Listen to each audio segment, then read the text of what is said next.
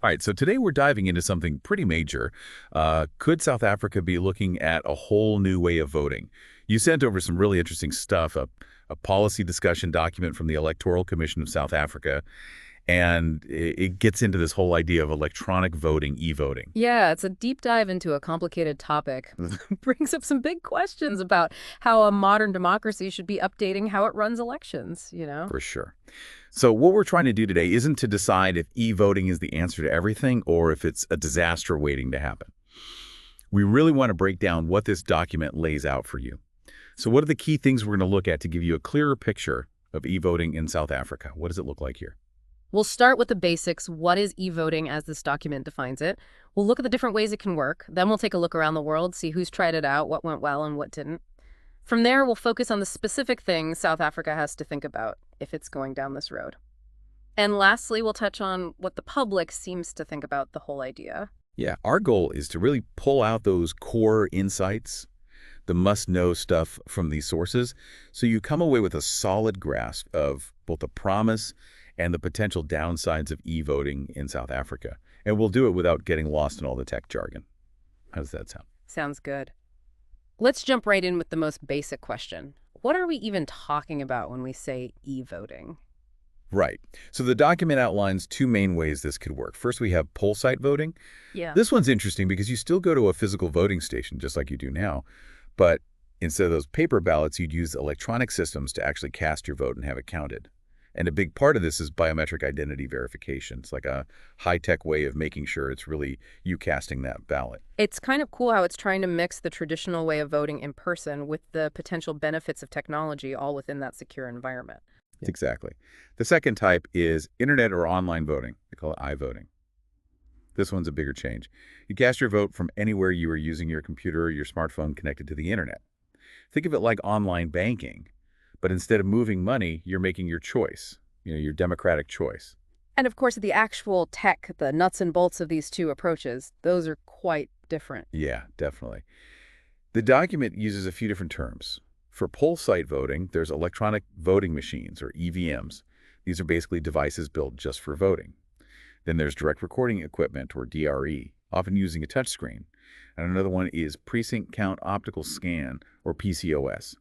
You might still mark a paper ballot, but it's fed into a machine right there at the voting station to be scanned and counted electronically. We also see ballot marking devices, or BMDs. These are interesting because they let you make your choices electronically, maybe using a touchscreen or buttons. But then the machine prints out a paper ballot that you can read. This can be really helpful for accessibility. And a really important one the document stresses this is the voter verifiable paper audit trail, or VVPAT. It's like getting a receipt for your electronic vote. It's a physical record of your vote, and that's super important for auditing. Make sure your vote was recorded right because you have that physical backup that can be checked. Yeah, that paper trail is essential. One of the biggest questions about electronic systems is if you can really verify them.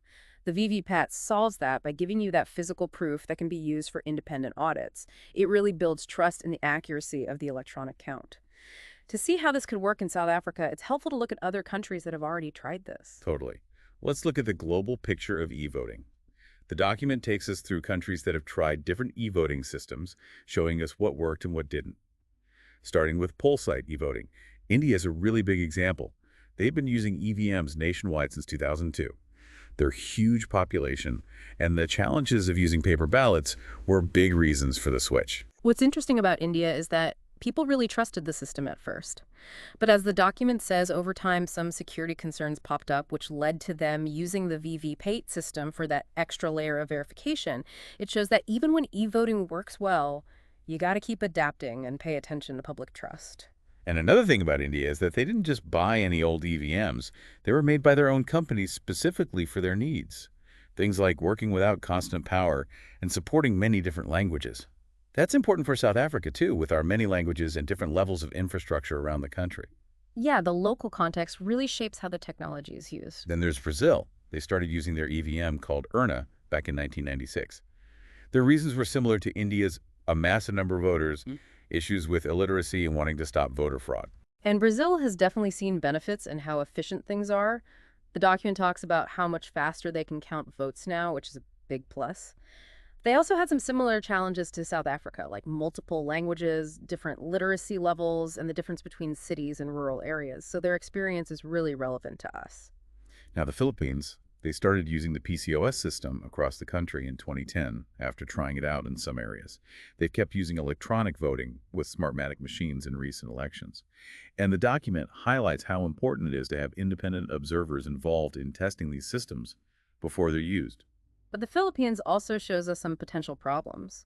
It seems like the training for poll workers was really focused on how to use the machines themselves, and that actually led to other logistical issues on election day. It reminds us that technology is just one part of the whole thing. You need people and good training for everything to run smoothly. The document also gives us quick looks at other countries using poll site EVMs like Venezuela, Bhutan, Nepal, and Fiji.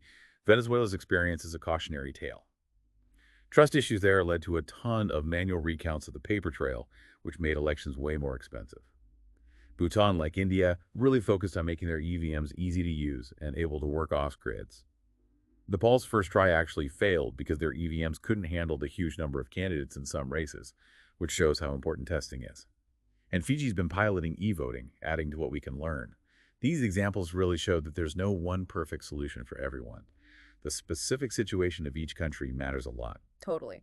The global picture shows that e-voting isn't just about the tech itself. It's really connected to public trust, having strong laws, and really addressing each country's specific situation, like we see with how well it's working in Estonia and the problems in places like Ireland and the DRC. Okay, let's shift gears and talk about internet voting. The document points to Estonia as a really unique success story. They've had nationwide iVoting since 2005. It's a big part of their whole e-government system. Estonia is definitely a standout case. The fact that more and more people are voting online there and they have a lot of trust in their institutions, that's pretty amazing. Their smaller population and advanced digital setup probably help a lot. The USA is mentioned as using both poll site and internet online voting. But it's different from state to state because their elections are decentralized. Right. There's no single approach there. Now, a crucial part of the discussion that countries that stopped using e-voting, Namibia, for example, they were using EVMs but had to stop because they couldn't use the VVPATU system. That was actually a constitutional court ruling. That really shows you how important the laws are when you're changing how people vote. And the Democratic Republic of Congo, or DRC, they hit some major roadblocks. They were testing MIRU voting machines but had a lot of malfunctions. And the opposition parties were worried about the high cost and not enough voter education, plus some serious logistical problems. The issues in the DRC, especially with voter education and logistics, really show us some things South Africa would have to address. Let's get into those specific considerations. The DRC really shows what can happen when tech doesn't work as planned and how important it is to be prepared and have the public on board. And there are even more countries that moved away from e-voting. Ireland put a lot of money into an e-voting system, but it was never actually used.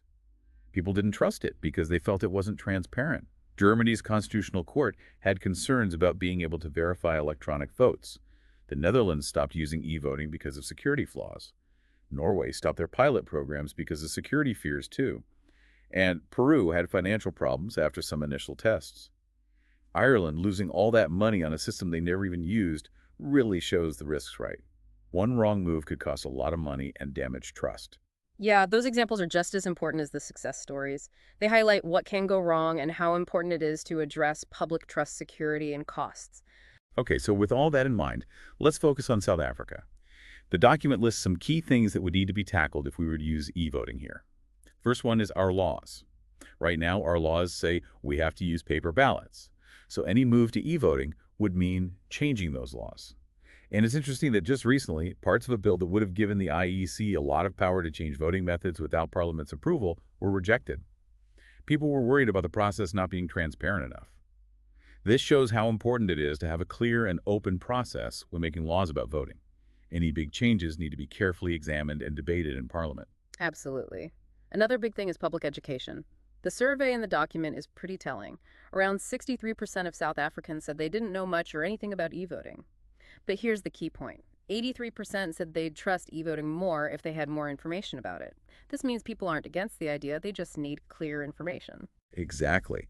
The document really pushes for good public awareness campaigns using all kinds of media, TV, radio, social media, and even direct community engagement. Plus, they need to make educational materials that everyone can understand, even people with disabilities. They even mention needing South African Sign Language interpreters. Accessibility is crucial for everyone, no matter what. The third big area is infrastructure. We need a solid technological foundation to support e-voting. That means good network coverage and reliable power, especially in rural areas. Those are must-haves. Without them, e-voting could actually make inequality worse. Then there's training for the Independent Electoral Commission officials, the IEC. They'd need in-depth training not just on how the e-voting systems work and the security stuff, but also on how to help all voters, even those with disabilities. They also need training on cultural sensitivity, like how to work with the deaf community. Good training is so important for fair elections no matter what technology you're using. The document is really big on pilot programs and a phased approach. They say it's crucial to test things out in smaller elections like by-elections and student council elections. That way they can spot any problems early on and build trust in the system before even thinking about using it nationwide.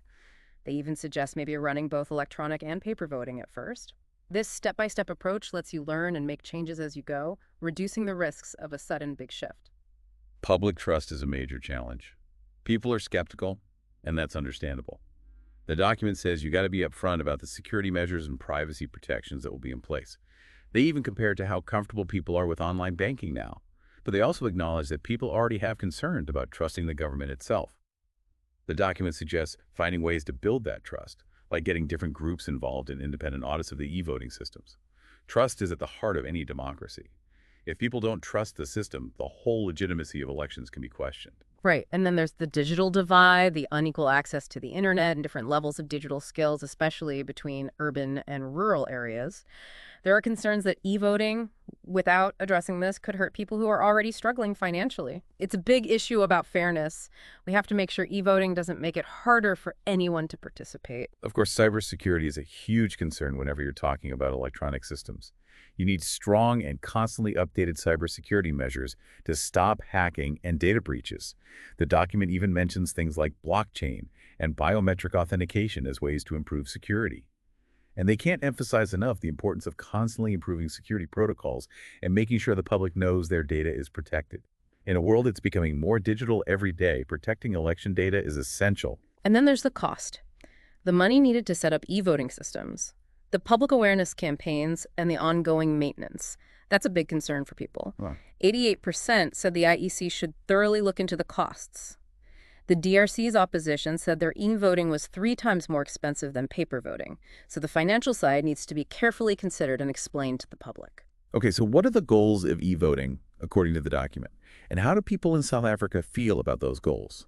One main goal is to make things more accessible for people who might have a harder time voting, people with disabilities, older people in remote areas.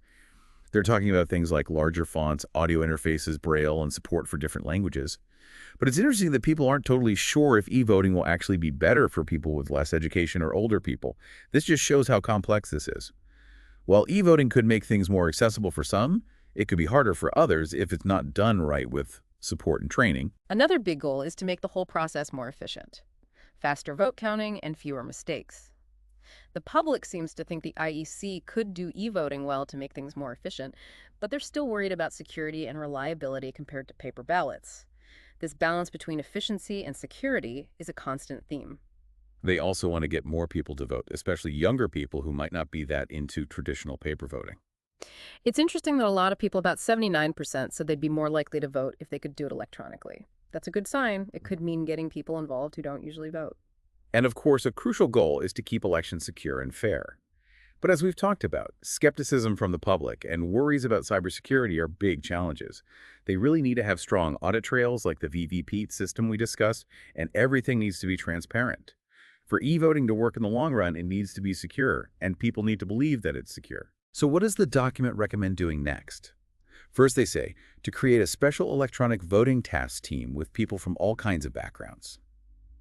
Getting different experts involved is crucial for coming up with a good approach. They also recommend creating a detailed plan for putting e-voting into action. This could include i-voting for South Africans living in other countries. They say it's important to keep talking to the public and stakeholders and to develop strong laws that are in line with the Constitution and that consider what the public thinks. These steps show how important it is to include everyone, be transparent, and make sure any changes are legal. They also emphasize training for everyone involved, from IEC officials to voters. They recommend doing those pilot programs we talked about and rolling out any new system in stages. Plus, they say it's important to keep watching how the system works after each election. This kind of careful step-by-step process is really important. So to sum it all up, this look at the Electoral Commission of South Africa's document shows us that e-voting in South Africa is a really complex issue. On one hand, it could bring some great things, more people being able to vote, a faster and smoother process, and maybe even more people voting overall. But on the other hand, there's some big challenges to think about the digital divide. Worries about security, the need to build trust in the system, the changes needed in our laws, and the cost of doing all this. And as we've seen from other countries, there's no guarantee that e-voting will work perfectly. Different countries have had different results. South Africa needs to learn from all of these examples if they're thinking about going this route. The document shows that people are interested in modernizing our elections, but it's going to take careful planning, talking to the public, and fixing basic problems like trust and infrastructure. Here's something to think about. With technology changing so fast and people wanting easier ways to vote, are there totally new approaches, maybe even beyond the usual e-voting machines or online systems that South Africa could try, ways that are both secure and make sure as many people as possible can vote? And how does your understanding of technology and how our society is changing play a role in shaping what elections might look like in the future? That's all for today's deep dive. Thanks for joining us.